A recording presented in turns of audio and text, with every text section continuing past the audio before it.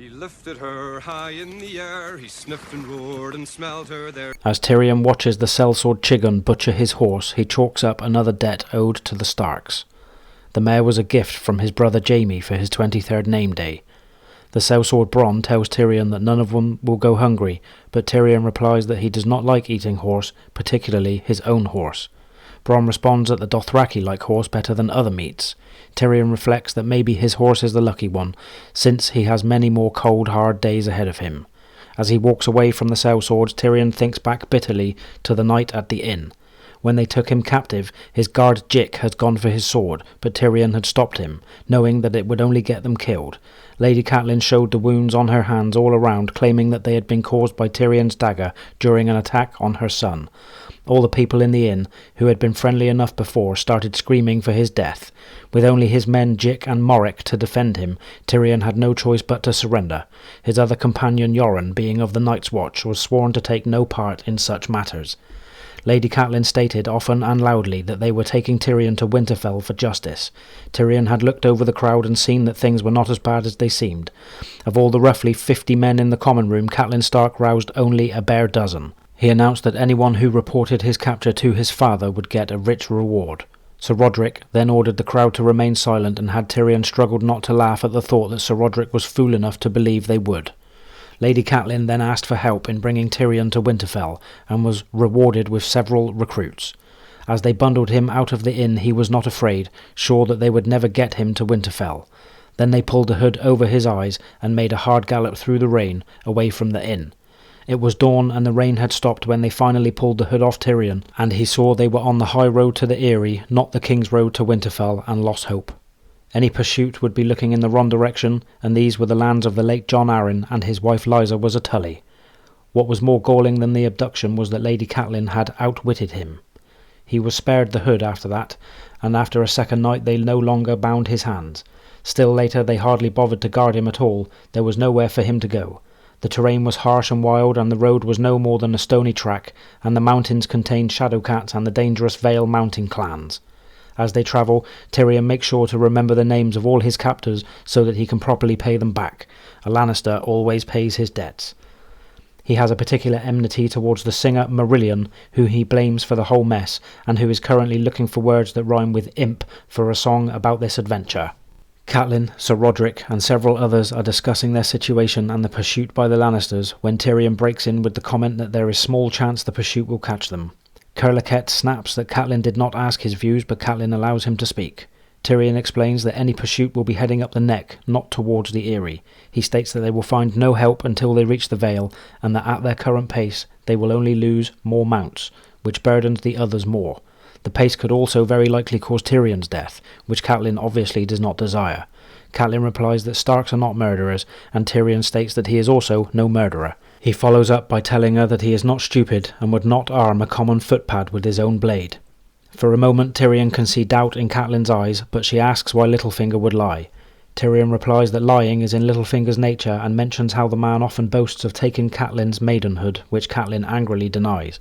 She calls Tyrion an evil man, but Tyrion calls her a fool, continuing on to say that Littlefinger only loves Littlefinger and was only interested in sex with her. Curliket puts a knife to Tyrion's throat and asks if he can bleed him, but Catelyn again tells him to let Tyrion talk. Tyrion asks how Littlefinger claims he had tamed the blade.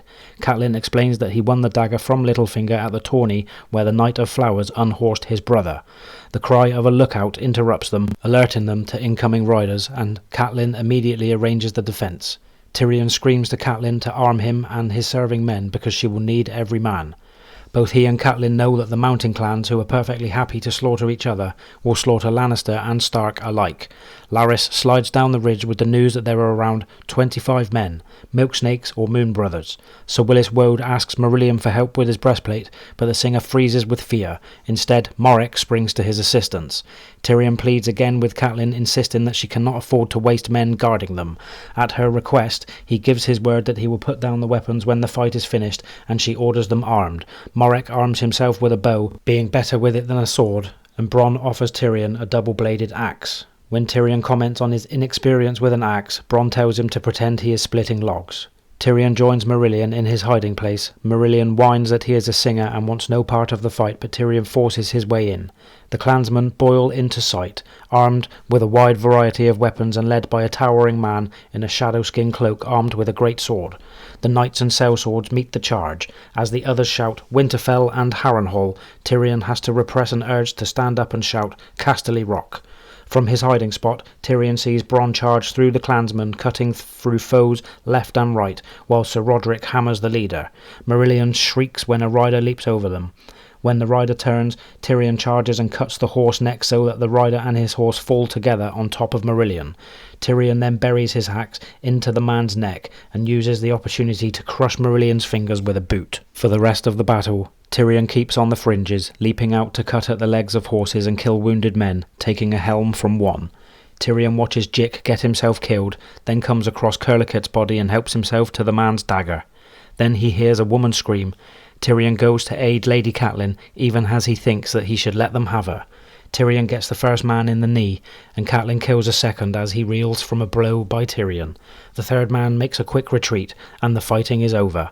As Bronn helps himself to Jick's boots, he asks if this is Tyrion's first fight, which Tyrion confirms. Bronn then tells him that he needs a woman now, nothing like a woman after a man's been bloodied. Glancing over to Lady Catelyn, who is dressing Sir Roderick's wound, Tyrion quips that he is willing if she is. Looking over the dead clansmen, Tyrion notes that they are thin, ragged men with unimpressive weapons. The leader in the shadowskin cloak is not near as big nor terrifying as he seems now the cloak is gone, and his great sword turns out to be notched and poorly made. They only have 3 dead: the Bracken men-at-arms, Mohor and Curlicut, and Tyrion's man Jick. Tyrion remembers Jick's bareback charge and thinks of him as a fool to the end.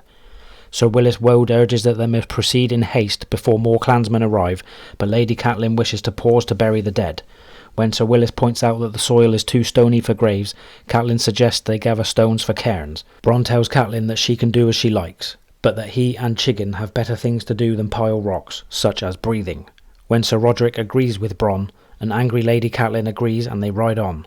Now there are plenty of horses. As Tyrion mounts Jick's horse, Larys demands the dirk Tyrion took from Curlicut's body, but Catelyn intercedes, telling them to give back his axe as well. Tyrion is pleased to learn that Marillion the singer has broken several ribs, 4 fingers, and lost his harp. Tyrion is less pleased to find Marillion has also acquired the magnificent shadowskin cloak. The singer for once has nothing to say, and Tyrion can see him cringe when they hear the Shadowcats fighting over the bodies they left behind.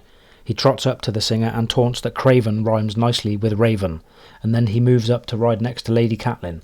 Picking up the conversation from before their interruption, Tyrion points out that there is a serious flaw in Littlefinger's story. He never bets against his family. I demand a trial by combat.